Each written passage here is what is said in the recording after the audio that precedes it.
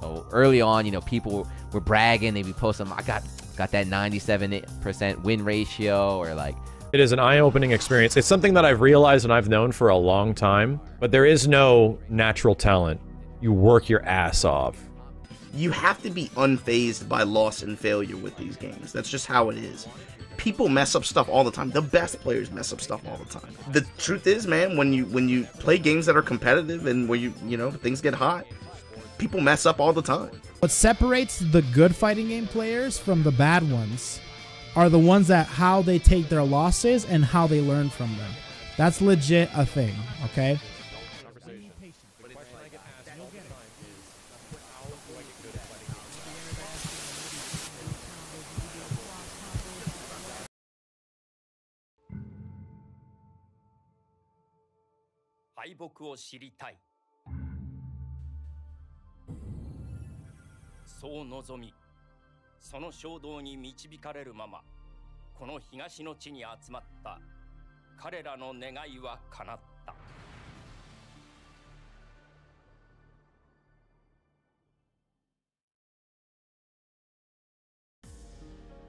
So, in these past few weeks, we've been getting bombarded with fighting games, news, reveals, and announcements. We found out that Project L is going to be an NBC-style tag battle with the head of the artist swag. We found out that Baki is going to be bringing a lot of thirsty weeps back to GG Strap.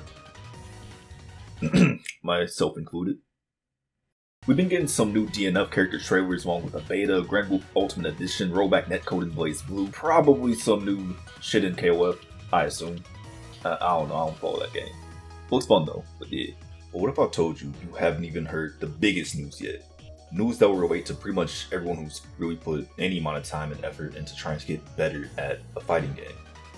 That news is, I just finished Baki on Netflix.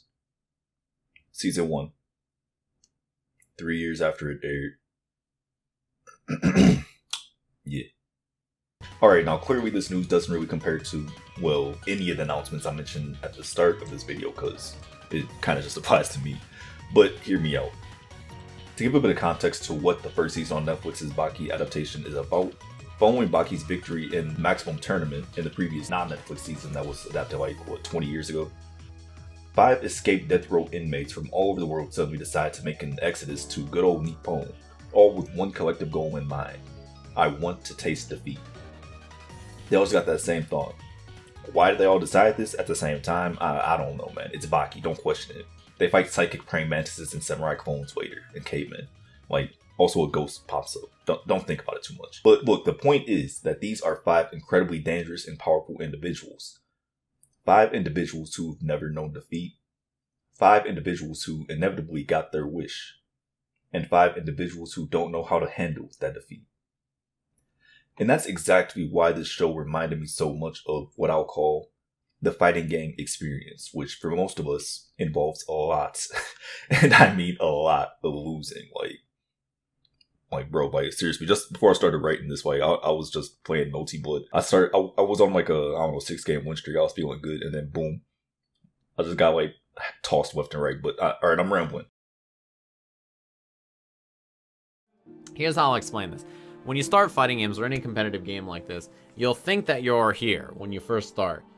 You'll be terrible, you'll learn a little bit, and so you'll start to rise, and you sort of end up feeling like you're right here, and you feel like, yeah, I'm really great at the game, right? But then very quickly, you start getting beat up by people who are way better than you.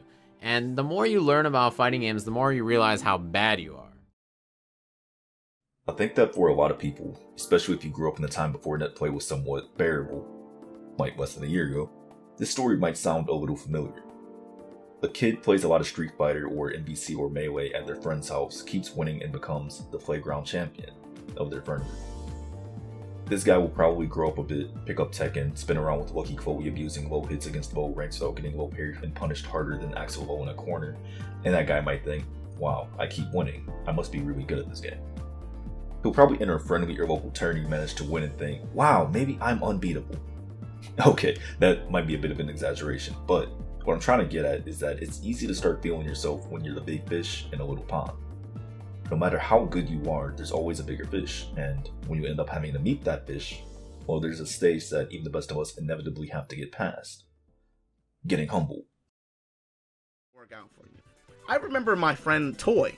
He had never played Tekken seriously, but he convinced himself during Tag 2. He was like, you know what, man? I found this True Ogre and Dr. B, some crazy stupid team. He's like, you know what, man? I'm going to final round and I'm getting out of pools. I've never played Tekken before, but I got 30 days. I'm just like, how stupid and naive are you? You know, it just doesn't work that way. You have to tailor your expectations.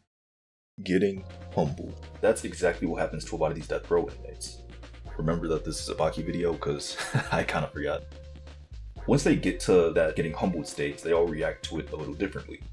For some, the damage to their ego leads them just dropping the game entirely. For others, they just join hate forums and complain how every other character is cheap while they main sole bad guy. And for some others, they get smacked and clapped so repeatedly that they manage to accept the fact that, you know what? Maybe I ain't shit. Maybe I need to acknowledge my own deficiencies and find ways to actually improve at the game. Then proceed to get smacked again immediately after that. Like, for real, can we talk about how this man literally got dragged into a private lobby, proceeded to get tossed 0-10, then kept making his opponent wait before hitting the replay button? Like, bro, this man took so many L's, bro. Alright, I'm getting off track. Wait, are you saying that you shouldn't want to win? No. The main thing I'm trying to get at is that winning too much but not learning how to deal with failure can have a drastic impact on your ego, personality development, and even sense of self-worth. On the opposite end, losing too much but not knowing how to handle it can also have negative effects. In psychologist Ian Robertson's book, The Winner Effect, he details an experiment where children were given a test and divided into two groups. Master-oriented winners who were told they did well, and helpless losers who were told they didn't do so well. Both groups actually scored the same. The children were then given an even more difficult test, and all were told they failed.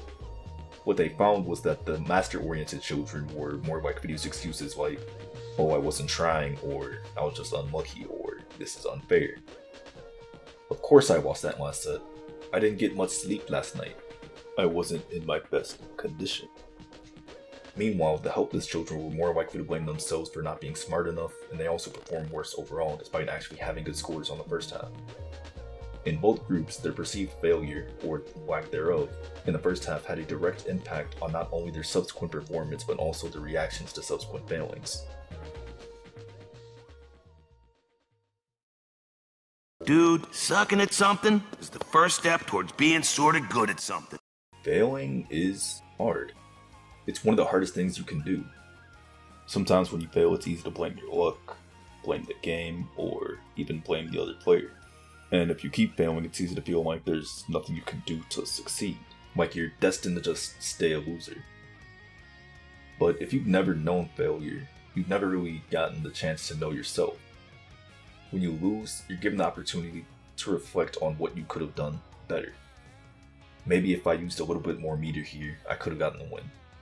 Maybe if my combos were a little more optimal, I could have had that extra bit of damage. Maybe if my blocking was a little better, I wouldn't have died so fast. Maybe I need to jump into training mode to drop combos less. Maybe I need to watch pro players to learn better wake up options. Maybe I actually won a lot from all my losses.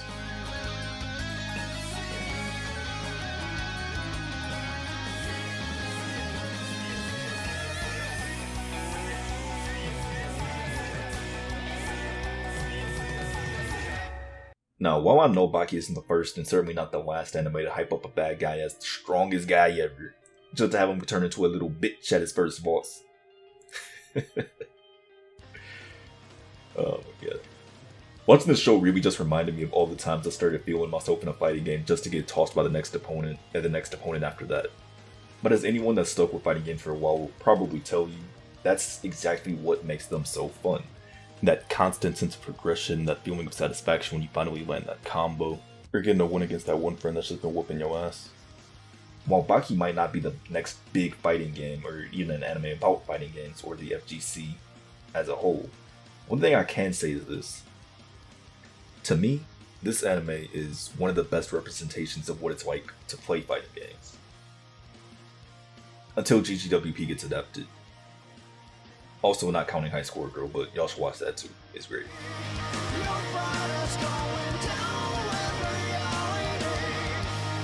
may try to stand